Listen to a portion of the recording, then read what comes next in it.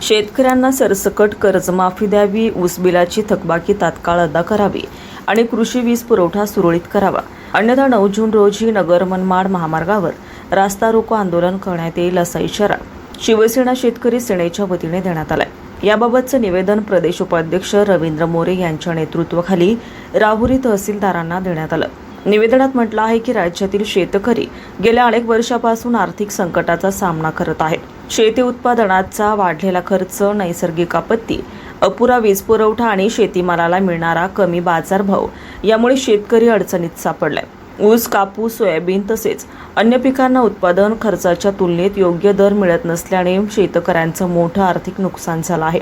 सरकारने कोणत्याही अटी शर्तीशिवाय सरसकट कर्जमाफी जाहीर करावी, ऊस उत्पादकांची थकीत बिले तातडीने अदा करावीत, तसेच कृषी पंपांना दिवसा किमान 8 तास वीज पुरवठा करावा, अशा प्रमुख मागण्या निवेदनाद्वारे करण्यात आल्या आहेत.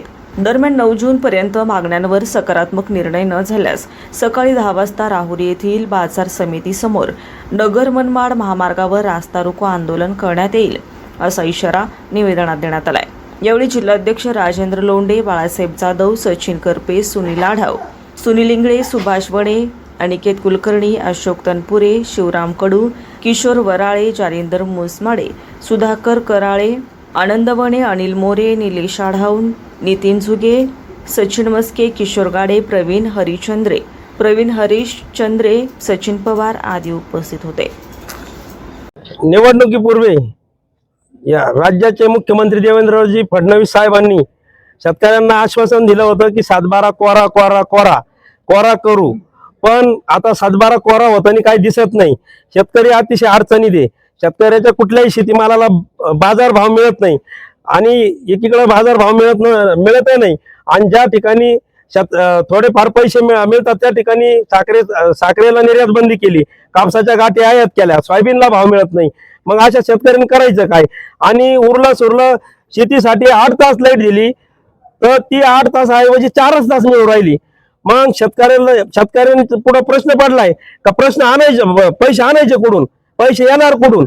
शेतीत केलेला खर्च सुद्धा नाही का ना, तर पैसे येते कुठून? कर्ज भरायचं कसं? जर असं चाललं तर येणाऱ्या काळात शेतकरी आत्महत्येकडे वळायला बसणार, जसं मराठवाडा विदर्भाकडे वळालाय तसा. तर या सरकारला येत्या 8 दिवसात जर जाग नाही आली तर आम्ही संपूर्ण राज्यातला शेतकरी हा पेटून उठल्याशिवाय राहणार नाही. आणि येत्या मंगळवारी आम्ही रास्ता रोको आंदोलन करत आहोत. त्याच्या आतमध्ये सरकारने निर्णय घेऊन सरसकट सगळ्या लोकांना संपूर्ण 2 लाखापर्यंत ठरवले. तुम्ही 2 लाख रुपयेच द्या, जादा देऊ नका, पण सरसकट द्या. जो रेग्युलर भरणार आहे त्याला द्या, जो थकलेला आहे त्याला द्या. म्हणजे असे निकष लावू नका. ज्यावेळेस तुम्ही उद्योगपतींची कर्जमाफी करता त्यावेळेस कोणते निकष लावले जाते? 2-2 लाख कोटी कर्ज तुम्ही त्यांचे राईट ऑफ करता, तिथं सरकारला दिसत नाही. इथं यो देश कृषी प्रधान आहे, शेतकऱ्याच्या जीवावर चाललेले म्हणजे सर्व देश शेतकऱ्याच्या जीवावर जगतोय आणि तुम्ही त्यालाच वेठी धरतात, त्यालाच आडवं पाडून घेता.